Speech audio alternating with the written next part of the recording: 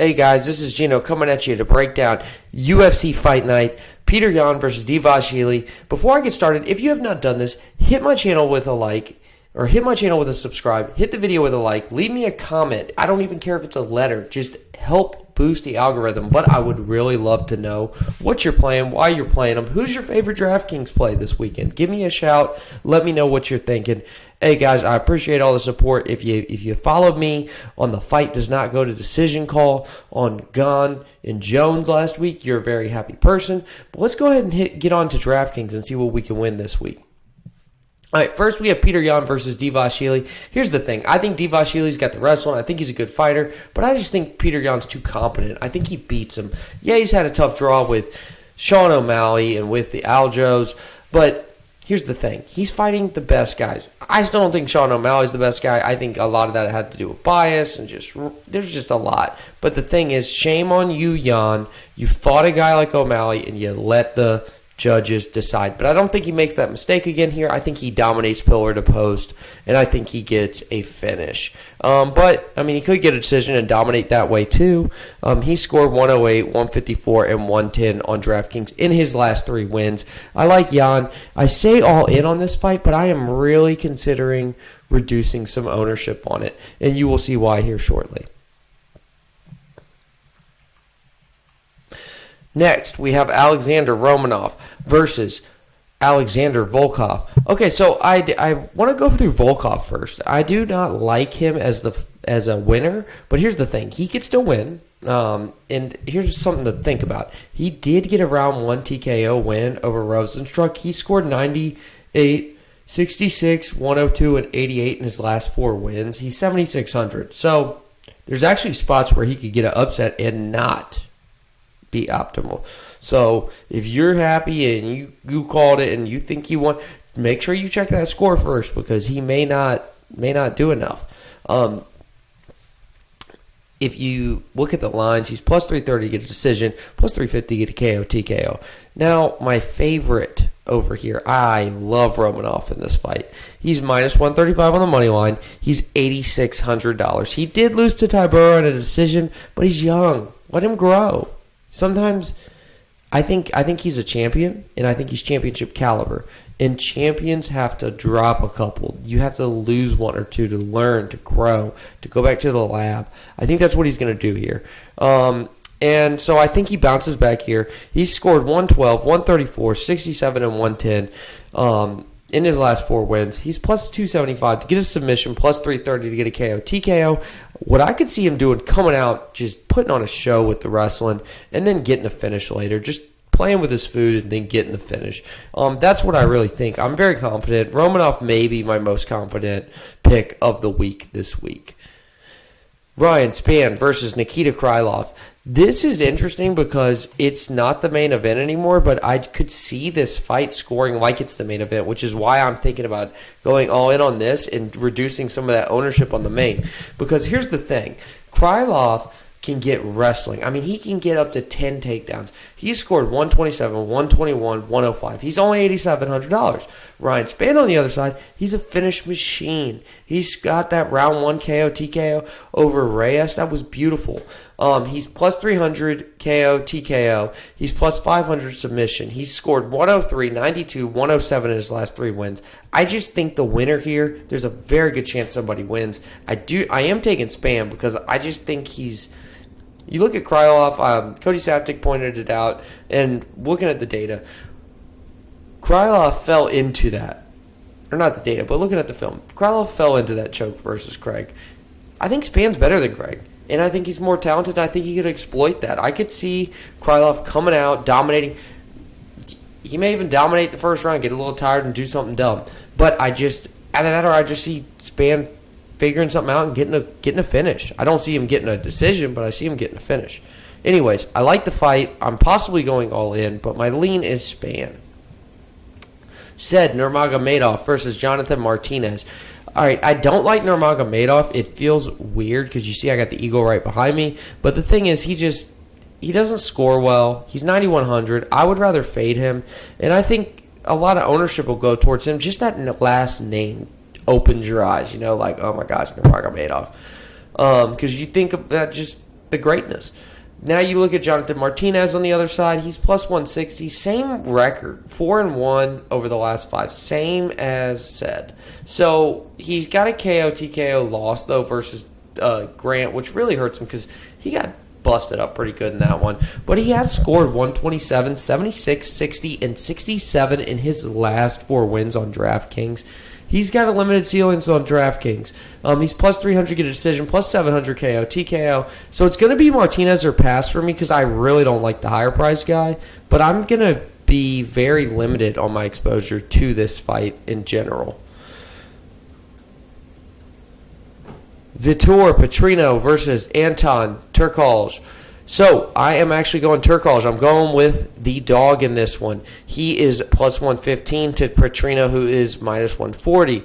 All but one of Petrino's wins has been a finish. He looked great in the Dana White Contender Series performance, but it doesn't give us that much. Those don't mean they're like it might as well be still one of these lower promotions. You're trying to get in and you're not fighting a real guy. You look at Turkalj, he's over here getting smashed by Almeida. He gets smashed by the best. But I mean, my thing is that really does count for something. Like when you're fighting the best, so. Like, for me, I just think about when I played middle school football, right? And I was playing youth football and I was playing middle school football. And I played youth football with all the kids my weight limit. Played middle school football with the kids without my weight, that had no weight limit. I remember going from the practice with the big kids to the kids my size with the weight limit and just dominating. And I think that's what happens when guys like Turkalj goes to fight a Petrino who's less experienced. Like, you've been fighting these studs, and now you're going to fight a guy who is another stud. Like, I'm not saying you're a pro fighter, you're a stud, but you're not Almeida. So that's going to make it feel easier. So that's just my little narrative theory. But anyways, I like Turkalj. I like the fight any which way. I mean, even the favorite Petrino's plus 165 to get a KO, TKO. Neither guy, 8,200, 8,000. I kind of want to try to have as much of them as possible. Maybe, another spot where I'm going to be very, very heavy, leaning heavy on it. Brzezinski versus Carl Williams. Now, I'm going to go Brzezinski because I think Carl Williams, he looked good in the Dana White Contestant Series, but his striking defense is suspect. He's $9,000, and I just don't like paying top dollar for guys that they're most experienced they have going in. The only guy different is Bo Nickel, but that's Carl Williams is not Bo Nickel. And so I could see him even not scoring well on a win. Now, Brzezinski, on the other hand, he had 118 significant strikes in a loss versus Boudet. That's something to account for. He's plus 900 round 1 KO, TKO, but he's plus 400 altogether. I just like him. Lucas is one of my favorite plays on the weekend, but you can see I like a lot of dogs. So, speaking of which, is this? Nope, this isn't the one. But we'll get to it. This one's going to be Grant, and if you want to look at some of the stuff I put up here for a second, but it's going to be Grant or pass. I just don't think Azunkayo can really do much. In terms of scoring. Veterans always have a chance, but I think if he wins, it's making it sloppy and ugly. I think Grant's got the talent. He's young. He's up and coming, but even him, he doesn't score well. I'm not crazy about the fight in general. Josh Frimm versus I'm just going to go Dumas. Josh Frimm versus Dumas. One of y'all got me in the comments last week. That's okay. It's pretty funny. But Josh Frimm, I like him because he just has better experiences again. I'm going with these guys with experience. Dumas. I was talking about this on my other show, my betting show. Nobody. He has fought nobody. And you are putting him at minus 210 versus a guy with UFC experience. And then you're telling that guy that his contract's on the line? Yes. Yes, give me that dog. I want that dog. And so I'm going to take that dog. I got Frimm. I'm taking him at 7,400. I'm going to be elevated on him. But under 1.5, minus 115, and the favorite is only 800. I'm talking a lot of trash right now, but I'm going to be overweight on both guys because I don't want to miss if that favorite does what favorites are supposed to do. Mario Batista versus Guido Canetti. It's going to be favorite or pass here. We don't play $60,000 fighters. We do not. No, sir. Again, I'm just fading this whole fight because neither of them are going to score well. Bye-bye. But betting-wise, Lipsky. Female MMA. Why not? Plus 295. Throw a little bit on it. Tony Gravely versus Victor Henry.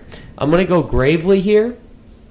I'm going to go field on Henry, and I'm going to pick Gravely, another dog. Let's look at it. He's fought Manez, Basharat. Pretty good, credible names. He's fighting a guy in Victor Henry who, he did well against Barcelos. He lost to Azuncayo. He's also been finished in grappling. He's got to find a guy Gravely who knows how to grapple, knows how to get some chokes. It's not his specialty, but he can do it. Go in against a rookie, good coaches. He scored 102, 128, and 138 in his last 3 UFC wins. It's Gravely, that is. So I'm going to go Gravely, but I'm going to be invested in both fighters because both guys could score well. Tyson Nam versus Bruno Silva. Favorite dog, Tyson Nam. I love it. He's got some notable wins, notable fights over his career. He fought Schnell, Kara France, Pettis, and he doesn't get finished. He's so hard to finish. He hasn't been finished. None of those guys finished him. He's fighting Silva, who relies a lot on getting finishes. He recently defeated Odie Osborne with a round 1 KO, and he's lower volume. I could just see him coming and putting it on Silva, getting the knockout, or Silva going for the knockout early, not being able to knock him out, wearing himself out, and then getting knocked out himself later. Now, Bruno Silva, on the other hand, if he can land it, he scores well. 127 and 132 in his last 2 wins. He's very explosive. But I'm going to be at the field or higher, but my pick is Nam, and my lean is going to be Nam. Jared Gooden versus Carlston Harris. Don't really care about it that much, so I'm not going to really talk about it. Not really playing either guy. Might have a little bit of Gooden just for the $6,900 value. All right, guys. Hey, I appreciate it. Thanks for hanging with me. If you have any questions, hit me up. Also, get on the DFS Army. If you use my promo code DFLGino, you will receive 10% off for life, and it is a great value and a great deal. Good luck, and I hope y'all can cash those tickets and end up in some winning lineups tomorrow. Good luck.